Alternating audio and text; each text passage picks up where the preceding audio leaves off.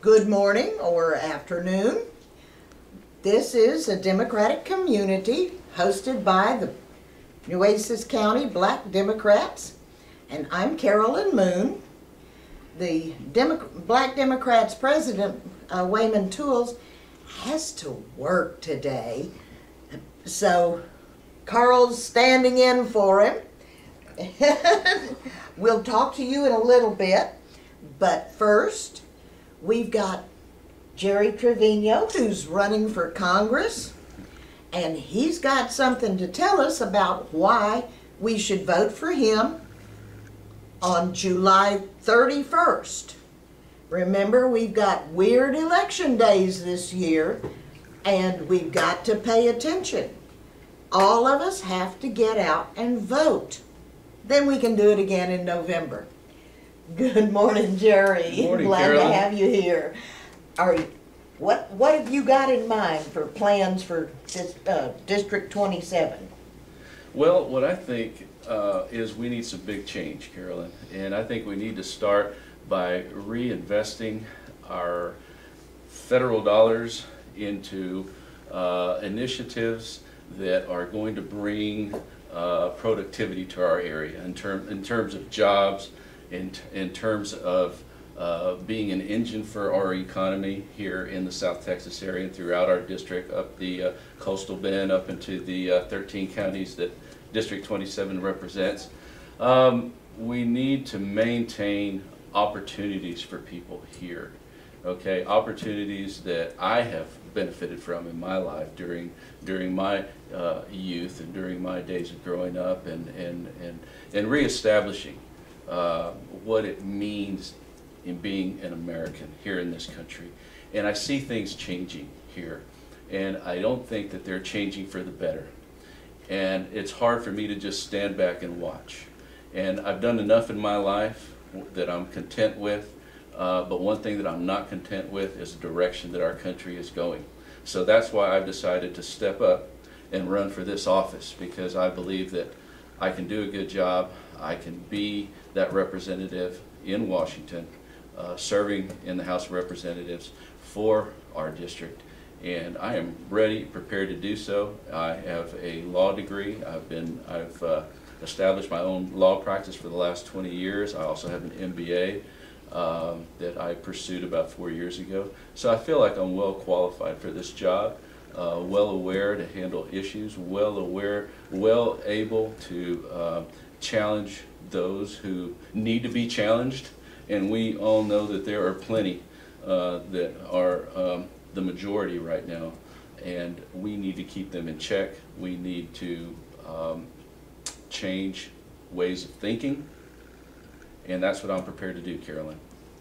All right. Well, you know, District 27 originally was set up as a South Texas Democratic Hispanic district, and it's kind of changed.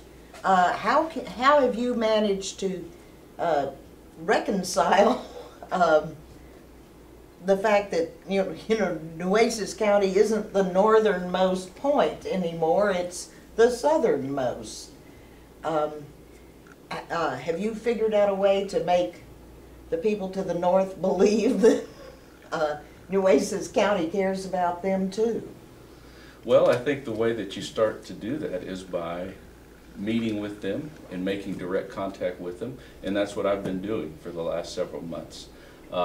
This District 27, went through a very serious gerrymandering, and you're right, the Nueces County is now the southern boundary. However, it does comprise, don't quote me on the numbers, I'm taking a general guess, but I think it's approximately 44% of the total population. So, you know, a good brunt of the total votage will come from here, here in Nueces County. But I think it just comes down to just grassroots, old-fashioned type politics, and that's what people appreciate. That's what people in Texas expect. from a public official who's going to be representing their interests, and I think that's the way to do it, and that's the way I'm planning to do it. And it's an untested area, Carolyn. You know, we have nothing to, no history to look back on to measure it by. So we just have to move in good faith and have a lot of faith in the people and get feedback from them in terms of what they feel are the important issues and how they see a candidate relating to them and their needs. And I think that's the best way to go about doing it. Well, you know, one of my big deals is the environment, and I've been working really hard for 3 years now at blocking the Las Brisas coke plant. Mm-hmm. And up yonder in Matagorda County, I believe, they've been fighting the White Stallion plant, which is basically the same dog in a different dress. Mm-hmm. And what do you feel about the way that the EPA has gotten in their way? Well, before my entering this race, the state agency had already approved this project by their standards. The EPA had come in toward the end of last year and had already approved it as well. However, I understand that they placed some new standards now, which could make it a little more difficult for the Las Brisas project to go forward. Now, that doesn't mean it won't go forward. It still could, but it's going, now they're going to have to reinvest some additional money into it to meet those new EPA requirements. Now, whether from a cost versus profit standpoint analysis, is that going to be beneficial for this project to go forward? We don't know. Only those people there who are putting this forward can make that decision. Yeah, they're facing the same issue up there in Matagorda with the White Stallion. Mm-hmm. It's a very similar coal-fired plant over there. But what now you have that has occurred in recent months, or actually within the year, is the price of natural gas. So now they're reevaluating whether it's even cost efficient and beneficial for them to go forward and trying to produce alternative energy through this coal-fired plant versus the cheap price of natural gas now. So I think they're going to have to put the brakes on it temporarily and just see how things play out with natural gas. Well, we are pretty grateful for that part. We're not grateful for the fracking, but oh well, you know, that gets to be one of those I have to make a decision kind of things. But from what I understand, the way that the White Stallion people got stymied was that the lower Colorado River decided they weren't going to sell them the water. And, you know, these plants take a huge, all of them, gas and coal, take a huge amount of water. Mm-hmm. And we don't have all that much. And in fact, you know, the people who espouse the nuke plants forget how much water they take. So what do you think about subsidies for alternative energy? Well, I think that we do need to invest and consider seriously alternative energy. You know, there's cost factors and subsidies too, and I think there's a recent project that was promoted by the Obama administration, and it hasn't gone too well. And there's been a lot of criticism about all the subsidy being invested in that alternative energy program, and I don't. You know, it's hard to tell if it's going to take more time to see if that is going to be a successful program or not. But at the rate that it's going, it's not. It's really receiving a lot of criticism right now, and a lot of money's being spent on it. It makes one wonder if that money is being spent in the best way. So, you know, I think it's the future. I think we need to begin expanding into other areas of alternative forms of energy other than the traditional form of energy, because it is a future. But only time will tell. I got a question for Jerry. Mhm. Jerry, as you go around the county talking to people, Mhm. what are the two biggest issues for them, and how do you plan to address it if you're a guy to get to Congress? Okay, I think the biggest issues are the austerity principles that are being put in place, and by that I mean the spending cuts that are being placed on the middle class and on the lower middle class in this country, which comprises the majority of the population here. Okay, and that's a serious concern for a lot of people, because that directly impacts people's pocketbooks. It impacts their ability to put food on the table, to pay their medical bills, to keep a job, to get a loan, to expand their wealth to some extent. And I think that's worrisome for a lot of people, because they're worried not only about their direct immediate future, but we all worry about our children, and we worry about our grandkids and what kind of world we're going to be leaving them. And I think that's what really hits home. That's what really hits home to me. All right, and that's what caused me to get into this race, because I'm concerned about the next generation and their future. Well, I'll agree with you there.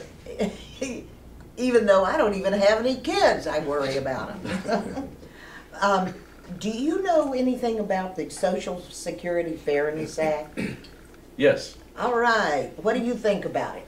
Would you sign on? Yes, I would. Okay. I support it, and I think it's only fair for teachers who are receiving their teacher retirement pension, that if they have during their working lifetime put in those working hours and have earned the necessary Social Security credits over their lifetime, that they should be able to apply and receive those benefits as well as their pension, and there should not be an offset.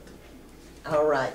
I'll agree with you 100% on that. All right. It does hurt. It's not just teachers. I think it's municipal and county employees too. I think. Of course, Okay. not having been one, and Yeah. I don't pay as much attention to those retirement funds. Mhm. But it is a shame that you can't either get your own Social Security or your spouse's Social Security if you have made the hideous mistake of teaching in the public schools. It's been a while, but that has been called a windfall.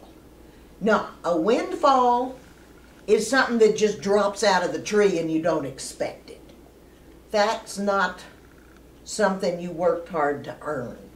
So, Mhm. I figured I better explain that, because the teachers union looked at the way Congress is right now and went, never mind. It's not even worth bringing up this time. Uh-huh. It did have almost enough sponsors in Congress before last, and it was completely blocked by the Republicans because they don't want teachers to be able to eat after they retire, I think. But do you have any other big announcements you need to make before you boogie off to all the other? Okay. Well, I just want to emphasize to the viewers out there that my name is Jerry J. Trevino, and I need your vote. The election is July 31st. I'm in a runoff election. I was the top vote getter in the primary election, but I need your continued support onward to November, because that's going to be a very important election here in our area for our district, and we need everybody to come out to vote. We need everybody to show some concern about this, because it is extremely important, and it reflects on our future generation. It really does. When you look at what's happening right now, it's downright scary, to tell you the truth. I'll agree with you again. So, well, All my right. pleasure to be here. Thank Okay, you, Carolyn. come on back any old time. Okay, thanks a lot. You know, Thank you. you're welcome All right. anytime, and you know, keep us informed. All right, I sure will. All right. Thanks a lot. Bye-bye. Yeah, Jerry's got meetings after meetings, just like actually all of us do. Maybe we should all go to Meetings Anonymous. Okay, our second guest today is also running for Congress. This is Rose Harrison. Hi, Carolyn. How are you? Doing great. Good to see you. Hi, how are you? Good to see you. And Rose is also running for Congress in the 27th District and is in a runoff with Jerry here. Yes. And we need to find out why should we vote for you? Well, Carolyn, I think that there's a number of reasons that people need to vote for me. First of all, I believe I have the most experience. I was also an attorney. I was a former assistant county attorney here for the county. Recently resigned so that I could go ahead and run a full-time campaign. I was the former Democratic Party chair of Nueces County and San Patricio County, two different counties, but two very big, significant counties in District 27. And so I believe that I have the best experience and the best ability, and I think I can beat Blake Farenthold in the fall better than anyone can. You know, just whenever I was the chair of the Democratic Party, and as soon as Blake, you know, won that position, he started having town hall meetings. If you'll recall that, Carolyn. Oh, yeah. And he voted for the budget, the Ryan budget plan. And this was the first time we saw that, you know, he wanted to privatize Social Security. He wanted to cut Medicare. He's already voted twice to cut Medicare. And recently, he's wanted he just wants to do away with the education system. You know, we don't need to invest in our education system. He's wanting to just do away with that total branch. And so I believe in the opposite, Carolyn. I see, you know, not only Nueces County, but our entire nation needs to spend and invest more time in education. You know, our children are a priority right now. And in Texas, 1 out of every 4 child drops out of school before high school. I mean, they don't even get to the high school level. You know, we're not investing enough in our children. The federal budget right now is only spending 4% of their budget toward education. This is a grave mistake. I think that that our whole economy, everything that is based on how we operate in America is based on our educational level. You just have to look at the history. All you have to do is look and see how other countries operate, and look at Finland, you know, look at these different other countries that have the highest percentage of graduation and higher education levels. It's because they spend twice as much on education than we do. And I think if we turn this entire thing around just on education alone, our economy would be better, we would have a stronger country, we would have less reasons to go to war, you know. And that's another thing. We spend absolutely too much on wars. You know, the Bush had those 2 wars that were totally unfunded. You know, we had no money to pay, we had to borrow, and that's the reason we got into this whole mess in the first place, you know. If we do away with those Bush tax cuts that are so popular, if we just do away with that, half of our deficit problems will be solved. So Bush had a lot of things that he passed that I believe put our country in a mess. And so we need to make sure that we turn this around. Those are a couple of things that we need to turn around to make sure that we have a better economy, a better educated country, and I think that we can do a lot better. I just want to comment real quickly on your comment about education. Yes. You know, if you just, and an example, just take a look at what happened to the American level of higher education after World War II, after the GI Bill. Right. You know, You could that's s- another example of That's an ex- spending on education, paying Right. back triple, Right. quadruple. Exactly. And I'm one of the guys that benefited from the GI Bill You're, after you're the absolutely Vietnam War. right. And right now, our current congressman, Blake Farenthold, is cutting veteran administration. He's trying to defund the veteran administration. He's trying to defund education. He is not on the side of women. You know, women's rights and women's reproductive health care are under attack in Texas and, you know, in the country. And we need a strong voice, someone who will stand up for all of those things. And I can tell you I will stand up for women's rights. I can tell you that I'm going to stand up for education. One of the reasons I'm going to stand up for education is I'm a product of what you have to go through to get, you know, to get ahead. And I was a single mother raising 3 children. I put myself through college and law school. So I know that the only way you're going to get out of any kind of, you know, the way out of poverty, which is a big problem right now. I think that's one of the worst problems we have is poverty right now, and advancing our education system is through education. So we need ways to make sure that our kids have the funding to get a higher education. One of my daughters is an attorney, so this is going to be my passion, is making sure when I get to Washington, I want to make sure that our education system is a strong one and something that we want to make sure that our kids will have a good quality education so that they can compete on a global level. So we need the childhood, our children, the youth development program needs to be also invested in. They're taking money away from pre-K. You know, we had our crazy Governor Goodhair who was trying to do away with that. We don't need a pre-kindergarten, they said. But this is absolutely wrong. We need to invest more in that. We need to invest more in math and science in order to compete on a global level. I agree with you on that. Yeah. You know, there's very few things I agree with the Republicans on, but I do agree that we all should strive to lift ourselves up by the bootstrap. But they keep wanting to take the straps away. Right, that's right. And a couple of things I think we need to invest more on is vocational and technical schools in our high schools.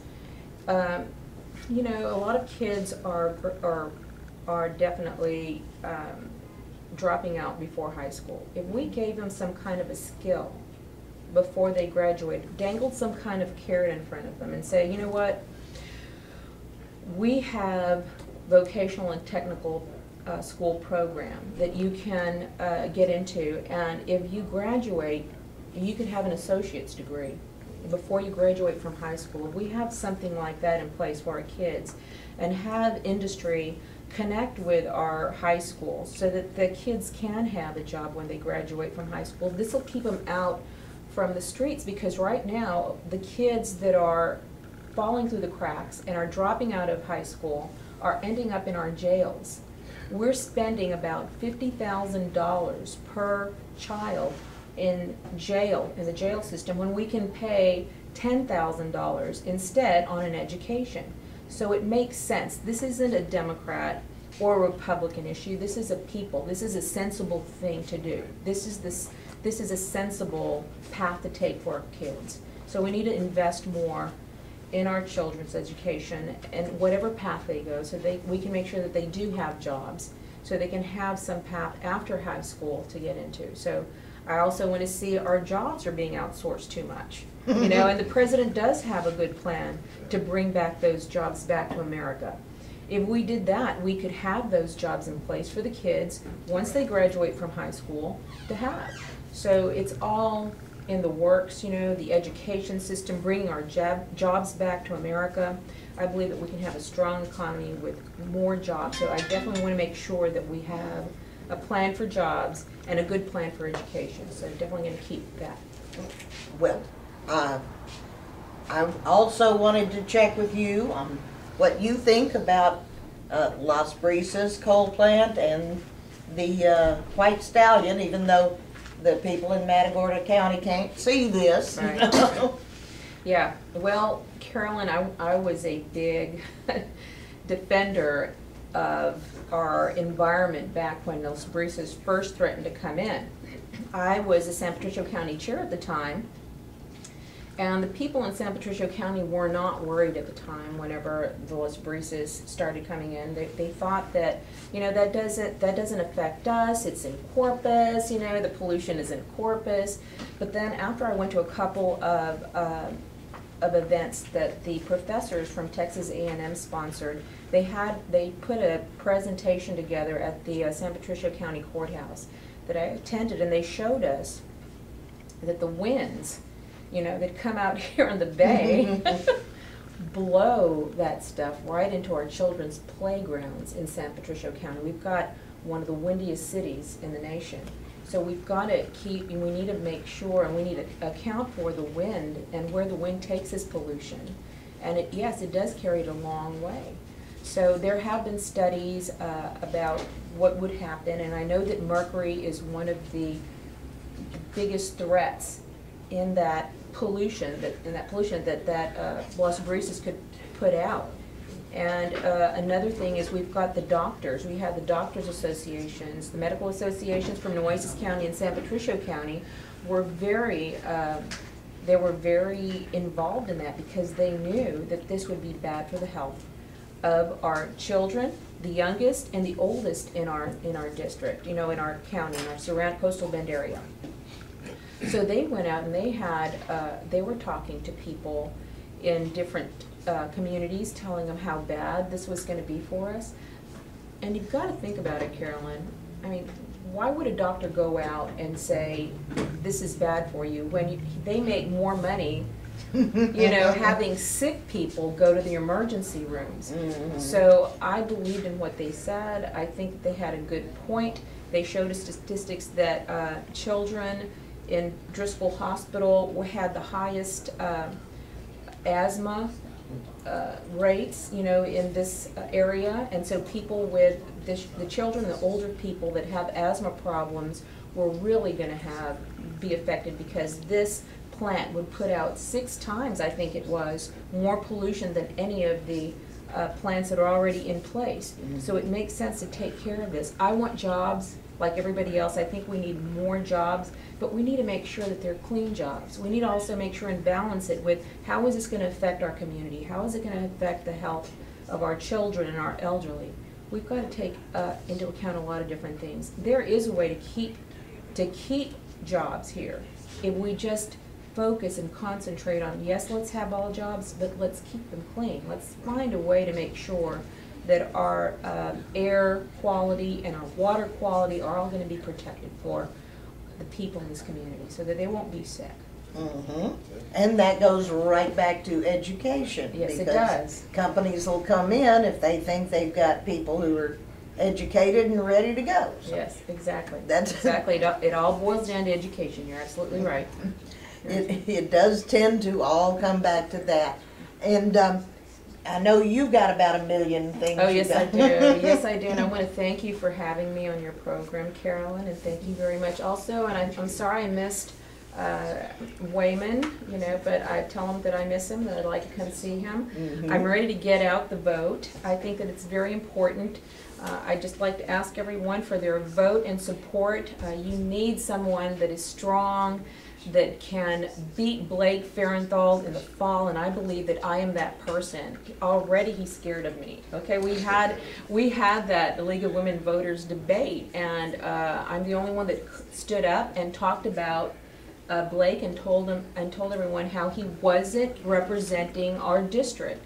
And he didn't say anything, and somebody asked him, well, why didn't you say anything, Blake? He said, I don't know how to respond to that lady. So he's already scared, and I can tell you that I'm the only candidate that can beat Blake in the fall. I'd appreciate your support. Please come out and vote on July the 31st. We need to get someone strong. I can tell you that I'm fundraising. I've done exceptionally well in fundraising over the past month. Over 163,000 raised just up to date, and plus I've also been endorsed by about 4 different labor unions. The SEIU has endorsed me, the CWA has endorsed me, the Plumbers and Pipe Fitters Union has endorsed me, and there's various other labor unions we have on hold. I also have Emily's List interview next week. And All since right. I've already done the fundraising that they wanted to see, I believe I'm going to get their support and their endorsement. Oh, I'm tickled. So yes, I am so excited about that. So thank you once again for having me. Let's go strong. Let's beat Blake Farenthold in the fall. Thank you so much. All right. Thank You know you. you're welcome any old time. Thank We're you here so every much. I Tuesday. appreciate it. Thank you so much. Thank you. All righty. Life is entertaining, isn't it? We have two perfectly beautiful, two perfectly beautiful candidates for Congress. And early voting starts July 23rd. You need to pay attention to it because we don't have a weekend of early voting. It's Monday, Tuesday, Wednesday, Thursday, and Friday of early voting for the runoff. And then the runoff election itself is July, for crying out loud, July 31st. Even if you did not vote in the primary, you are still okay to vote in the runoff. You know, some people, because of the weird dates, some people just plain forgot. You know, there's an election going on? What the deal? Yeah, there was an election going on. And they forgot. But they've got a chance to make it up, don't they? Everybody who did not vote in the Republican primary is eligible to come vote in the Democratic primary runoff. So don't be saying, you know, well, I guess I'm not eligible. Yes, you are. If you did not vote in the Republican primary, you are eligible to vote in the Democratic Party runoff. Or, if you did not vote in the Democratic Party primary, you are still eligible to vote in the Republican Party runoff. But I wouldn't encourage it. We don't approve of voting for Republicans, do we? At least not this cycle. No, not any cycle.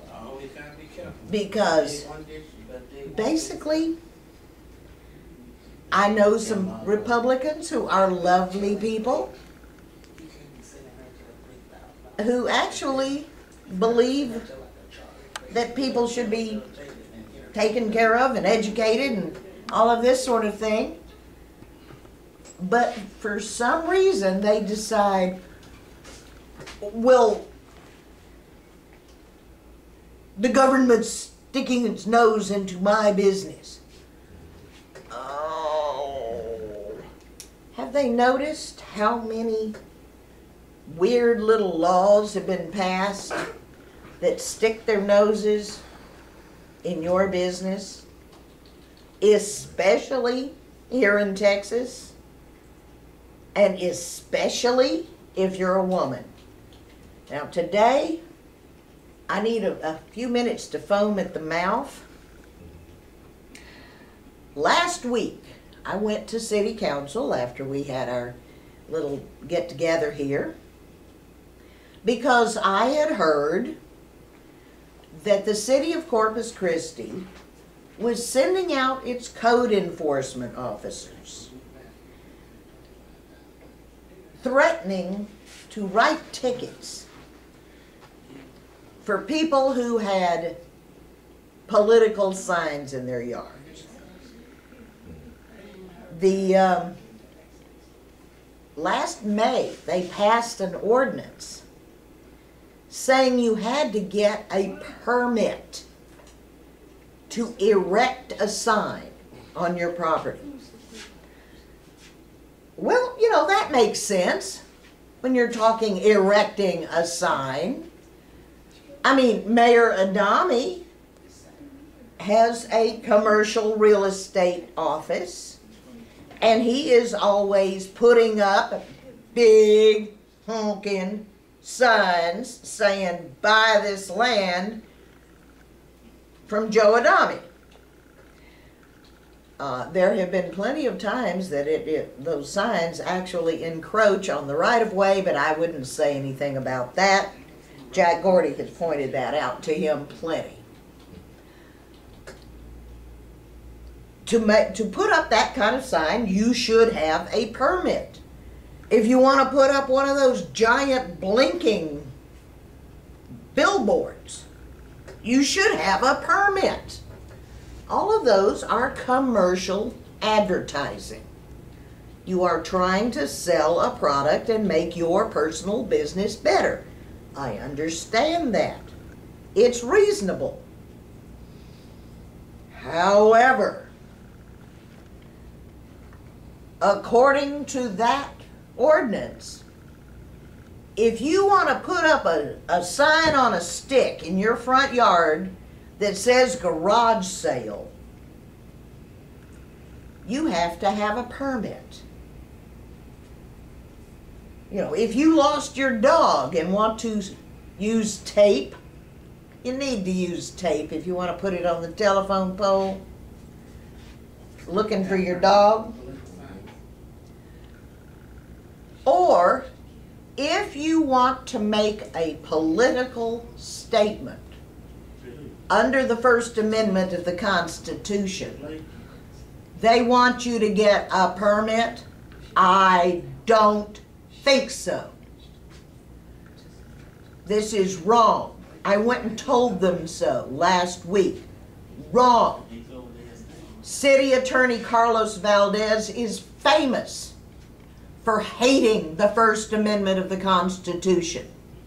He is still trying to sue the Friends of the Coliseum and everyone who signed their little petition for exercising their free speech and assembly rights. So when we put a political sign, we don't have a permit? Well, guess what happened to me when I got home yesterday? I had a card on my front door telling me I had 24 hours to take down my political signs. I don't think so. Now, I will admit, the little boy came back in less than an hour apologizing all over himself. He was mistaken since all my signs were for people in the runoff. Well, what about other people who don't automatically know their rights? I imagine they went scrambling around taking down their political signs.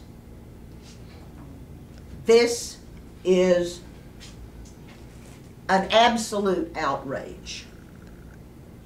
And the city of Corpus Christi better back off, because they're going to be in big trouble. I may even call the Department of Justice. Okay. I'm mellowing, I swear. But if they try and tell you to take your signs down, tell them to go run up a stick. Have you got anything to say to us today? No? Okay. Well, Joel Mumford can come visit with us when it's time for a general election. You know, he's running for Justice of the Peace. And I could run into his court then and whack the city up the side of the head. I don't know if that's the same jurisdiction, but it doesn't matter. Okay. When is the next meeting of the Black Democrats? Well, we meet every second Tuesday of the month, month after month, religiously. And we do need folks out there to come in to the meetings, you know, share your ideas with us, support us in any way you can. With the election coming up, you're gonna need people to handle phone banks, people to contribute. So just come on in, share your ideas, and just let's make this a community of people, ideas, and good works. And have something to eat. There you go. There's always something to eat too. Yep. Which, when you remember, as we're Democrats, we'll always come out for something to eat. I personally pick my candidate depending on who has the best food. Oh yeah, right. Okay, we got interesting things having happened nationally this past week. The Supreme Court, much to my personal shock, upheld the Affordable Care Act, which is also known as Obamacare. And of course, from those people over there, a giant roar came up, screaming that, the Supreme Court should be lynched or something. Well, the reason I was so shocked was because I was convinced that they were going to say no, it wasn't constitutional at all. Well, I think the Chief Justice figured out from all the pictures on Facebook of the Supreme Court justices sitting there with NASCAR symbols on their robes that the American people had lost respect for the Supreme Court as a separate, non-political branch of the government. And that's what they're supposed to be. When people are being questioned, after they've been appointed and before they're confirmed, there's a lot of political fighting and screaming and blood. But once they're on the Supreme Court, they are supposed to actually listen to the arguments and have their minions run off and do the research and do a lot of reading and then talk about it. It's all pretty mysterious for those of us who don't do law, but they're supposed to come up with something that is vaguely following the United States Constitution.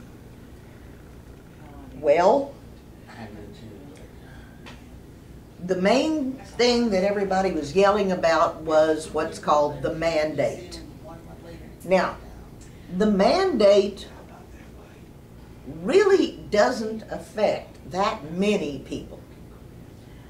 If you ain't got enough money to buy health insurance now, you're probably not going to have that much money in 2014 either. And you would be covered under expanded Medicaid, or your employer could afford to get you health insurance because they would get tax refunds for it. Now, there are a few people who wouldn't be covered by expanded Medicaid, and maybe they own their own business or something like that. And they go, well, I don't want to have insurance. I'm healthy. Well, bless your heart. I'm glad you're healthy. I was watching the TV, and these are some people from Massachusetts sitting there in their really nice house telling me how they didn't want to have health insurance. They didn't need health insurance. If they got sick, they could pay for it. Oh, yeah?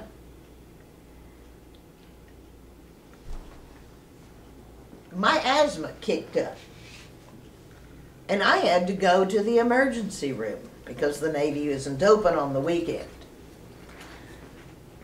And they send you the explanations, benefits, and junk like that nobody really understands.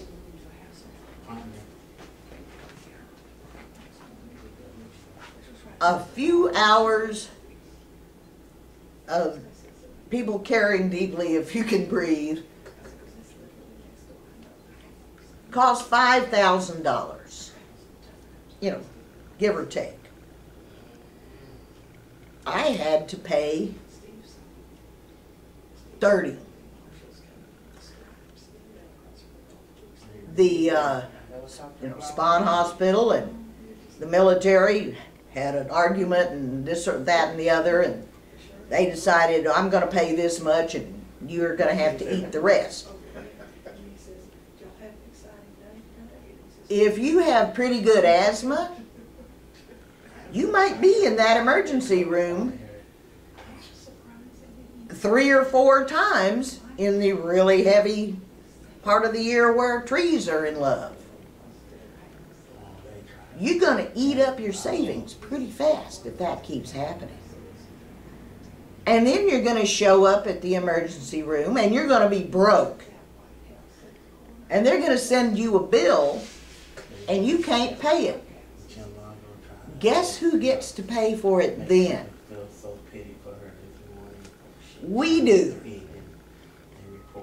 That's why there's the rule that you have to buy health insurance, even if you say you don't need it.